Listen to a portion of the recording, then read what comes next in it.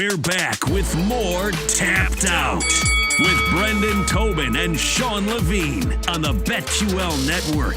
Welcome back into the show with Brendan Tobin. I'm the sports machine, Sean Levine. It is Tapped Out right here on the BetQL Network. BT, before we talk about some fight announcements, because there's some fun ones coming up, including Thug Rose, Derek Lewis back, your boy, Stephen Wonderboy Thompson. My neighbor is currently mowing my lawn. Should I go up there and say thank you? Should I tip him? Or should I just not distract him and let him finish? This is very strange. Can't have you leave right now, man. You're just going to have to thank him later. You know, bring him a Mahomes hat or whatever, Mahomes jersey or whatever you guys do in Kansas City to thank each other. As usual, not concerned about my lawn, concerned about himself and this radio show. How selfish. As I said, Thug Rose is part of the main event coming up. That is in November. She takes on Erin Blanchfield. We always talk about the women's game right now and how we don't have a Rose and how we haven't seen a Valentina in a while and we don't have a Joanna Jacek and how we don't have a Cyborg in the UFC. It feels like Thug Rose, and certainly we have like a Zhang Weili. I don't want to pretend like there's nobody on that side of things, but it feels like Thug Rose, as far as kind of the old school ladies, she's the last one kind of carrying the torch. Yeah. I mean, Raquel Pennington still got the belt. I mean, nobody's more of an OG than Raquel Pennington. So, but I get what you mean. I don't think people look at Raquel and I'm not disrespecting her. She's a badass, but nobody looks at Raquel as a star. You know, like she's a UFC lifer. You know, it's just one of those like you always know like, hey, Rocky's still doing the damn thing. But Rose has obviously been the face of pay-per-views before and the rivalry with JJ and Zhang Weili. So this, I think that's what they're looking for, right? Like who is going to be the next version of that? Can Kayla Harrison be that? I know in another weight class, or can Erin Blanchfield at 25? Can she get to that? And so this is a big opportunity for her to go and take on, you know, one of the biggest stars in women's MMA and see if she can get a win and, you know, get that star back on her shine, because everybody, you know, kind of thought, Erin Blanchfield, she had big goals of being youngest champion and all that type of stuff. You know, can this get her back on track for that? We'll see. Black Beast steps back into the cage. That's on November 2nd against Alexander Romanov. That's the co-main event that night. Again, on this show, we've got a few rules. One of them is we don't bet against the Black Beast. We're not doing it that night either, are we? Nah, I just love him too much. Like, it's just one of those things in good faith I can't do. And, you know, I understand people would say, well, how could you not have that stance for Bam Bam Tai Tuivasa? I understand, but, you know, look, he's had a couple of these big losing streaks. Like, I'm just a little scared of betting on him tonight. And I also love Biggie Boy. You know, like that's one of those other things. This is fun versus fun. But Derek Lewis, absolutely. I love seeing the Orca. We love seeing the interviews afterwards. It's tough for me. And this is what they always do. You know, you get a win, then you get them another win. You know, start bringing them back into the fold, and then all of a sudden we got him versus Aspinall for the title in the end of the year. See, you've got too much pride to not bet on both guys in a fight. I have no problem tonight because I'm with you. I love me some Biggie Boy. I also love me some Bam Bam. So fine, I'll take them both by knockout. I know it's a little counterproductive, or maybe I'll try to pick around on both guys. Damn it. Don't challenge me. I'll take one guy by sub. Watch me. It's like 50-1. Dude, this is a weird one. So UFC 307 is back in Salt Lake City, which is also a little bit strange because they seem to get a lot of main events. October 5th, Alex Pereira versus, wait for it, Khalil Roundtree, the 8th-ranked fighter. I understand that at this point they're just kind of looking for guys for Poatan to beat up, but Khalil Roundtree, am I missing something here? I'm very, very confused by this. I think everybody is. Okay. Let's just say this, like off the bat, okay, it's a really stylistic, fun fight. Okay, so if you told me, hey, we're doing this fight and Alex Pereira is not the champion of the world, would I love to watch this matchup? Of course. It's a great matchup. Like these guys, you're talking about Khalil Roundtree, a devastating striker. You know, Poatan, they're looking for guys who aren't scared to stand and trade with him. So, yeah, stylistically, is it a really fun fight? Certainly it is. It's a great fight. Khalil's won 5 straight. He's coming off a knockout against Anthony Smith. But the guys that he's beaten on that 5 straight is not exactly anything to write home about. The weirdest thing about this, though, is you say he has nobody, or he's kind of cleaned out the division right now, which for the most part he has. except for one very obvious one in Magomed Ankalaev at number 2. And the other thing that's strange about it is Ankalaev's fighting 3 weeks later at the next pay-per-view. So I'm very confused by this. It seems very much like we're just throwing a main event out there as, and you know, they could probably say, oh, whoa, we needed a main event. You know, Pereira was ready. We already booked Ankalaev. All right. You know, and good on Ankalaev. He's not making a stink. He's got to go and win his fight against Rakic and all that type of stuff. But I don't know, man. It's one of these where it's like Khalil Roundtree getting a title shot. It's just strange to me. I don't really get it. And it just feels very much like it doesn't look great. It just looks like they're protecting Poatan and trying to give him as many fights as possible. And I don't really get it. That's what I was going to say from the promotion standpoint.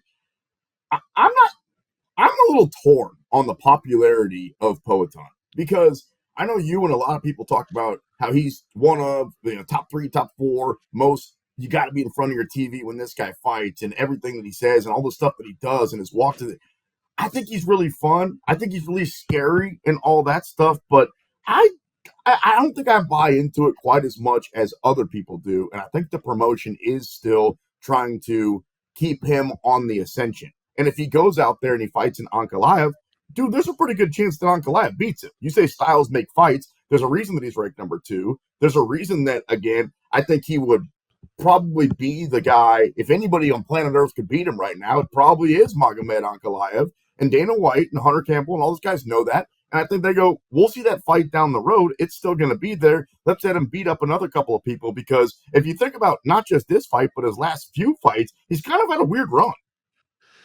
He has had a weird run and I think to your point, like as a star power, I honestly think his star power probably could be bigger if he hasn't done what he's done the last couple of times, which is basically it's save a Conor McGregor card and save UFC 300. So he's kind of come in as a hero for these last couple of fights for the promotion, and you know they love that. Fighting Jamal Hill, you know what I mean? Like, I understand. No, I understand, but I'm just saying to make these super fights. There's a reason they're super fights because both guys. Because you're going to get money on both guys because they're both really popular. Khalil Roundtree, no offense, great fighter. Maybe he'll knock him out. I'll end up eating my words. But unless you're like us, a real fight geek, you probably don't even know who Khalil Roundtree is. Agreed. It's a weird one. And here's the other thing that's strange about it, right? Like you have a lot of options. You could, well, it's not a lot of options, but you have an obvious other option with Poatan that you could take. And they're for some reason really bucking against it for a division that's really, really thin, right? Like he's won the championship. He's beaten Yuri twice. You know, he's beaten Jamal Hill. So he's beaten everybody who's touched the belt lately. He's taken out. We all want to see, I think, outside of this John Jones circus at heavyweight, we all want to see Poatan take the crack at history, try and get 3 championships. And I'm not a big multi-belt guy. But when you have a chance to do something nobody's ever done before that he's willing to do, that the current interim champion is willing to step in and Tom Aspinall, why are we bucking against this fight? I don't understand that. Like Tom Aspinall took no damage in his last fight. You're telling me he can't step in at Salt Lake City in October and we can't have this matchup for the interim heavyweight championship. Then a month later, supposedly John Jones is going to fight. We'll believe it when we see it. But then if there was going to be a John Jones matchup of the winner of the heavyweight championship, we don't have the biggest fight ever of whoever wins Poatan versus Tom Aspinall fights the winner of John Jones Stipe at International Fight Week the next year in July. What are we doing? Like, I don't understand this. So we're just going to, we have an opportunity for these 2 young guys to make their own legacy, have this huge matchup. You know, you could say, I guess the risk is, you get to bury Poatan. Not really. He's already been knocked out by Israel Adesanya. The guy, everybody knows what he is. They think he's a badass. So I don't understand why instead we just throw a title fight to do a title fight when you have this monster you could have of a matchup with him and Aspinall. And we're just like, because if you're not going to do the right thing in the division, then just do the weird stuff. Like, why are you going to do a less than satisfactory championship fight at 205 and instead of him fighting for the heavyweight championship? It's weird. Amen, brother. That's a mic drop. I think you basically just did the matchmaking for the promotion Because as much fun as Poatan is, he's not fun when he's fighting Khalil Roundtree. It's not that fun to watch him knock out Jamal Hill. Do you know how much fun it would be? Apparently, only me and Brendan Tobin know this, and now I'm saying it to the whole country here on the BetQL Network. Do you know how much fun it would be to see Alex Pereira, not just on a poster, but in an octagon with John Jones on the other side? Do you know how much fun it would be to see that guy with Tom Aspinall on the other side? You talk about Aspinall didn't take any damage in his last fight. Aspinall's never taken. The only time Aspinall took damage when he gave it to himself, when he hurt his leg. That's it. He's never got hurt in the cage. So let's see if Poatan can hurt him, because that guy can kill people. John Jones, why do we know this and nobody else? We're not that smart.